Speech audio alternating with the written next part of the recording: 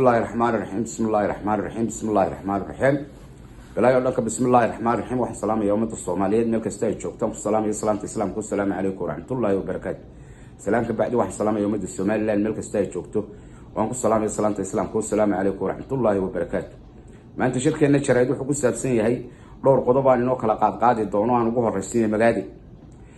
بقول مجادي وين يوجين وانكي ودنك اللوجيمي وانكي ساقو جوري لبض الضمرة حبوشية مجادبة نكاح حق سوى مغيه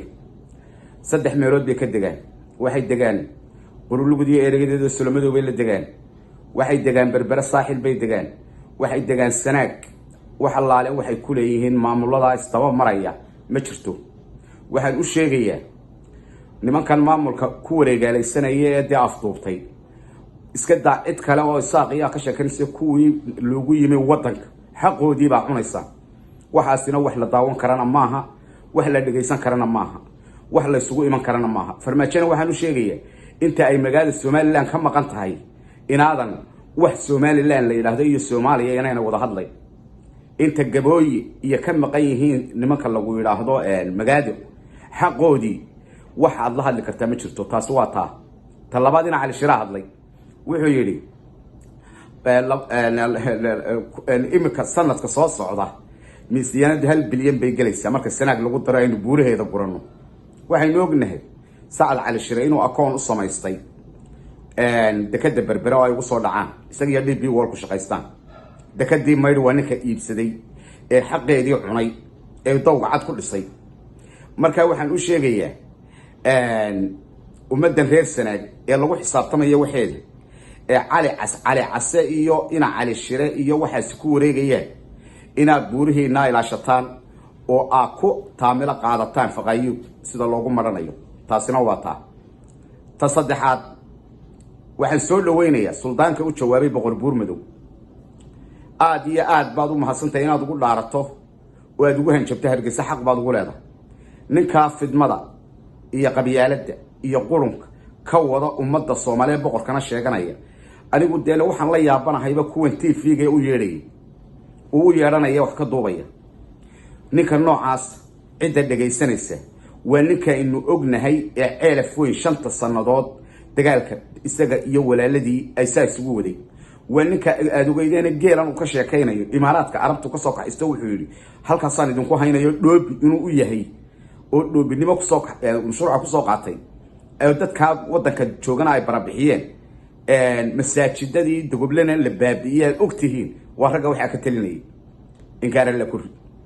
waxa kale oo jira Muuse iyo Maxamed Abakar bay dhaahdaan habar jeceladan leedii sheegay siday noogu sheegay ama ninka la yada Muuse Carre ee qudbiga Sheekh jooga afar bay ahaayeen buur de Muuse iyo Maxamed maahe Umar Jibriil oo wadeera baa jooga Ibrahim baa jooga Sambuur baa jooga oo leh oo habar jecel sheeganaya marka haday habaxawsheed laga hadlayo de adeer ummad dhan baa wada leh maaha Maxamed iyo Muuse talabaad boqor buur madow wuxuu wadaa annaguna riyaa raac baan u dagaalamayna idinkuna u dagaalama Maxamuud Xaashi horaan idinku sheeg wax ummadda Soomaaliland ay maqla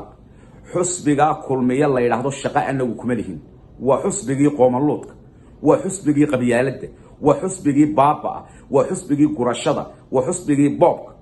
أفرت منافقين نجاب بابين لما مثلان هدا دون السنة محكمة الجيست خورنا واندين كل شيء إما كانوا واندين كل عليا لكن سئل ما الرجال هبرش علينا بدقلي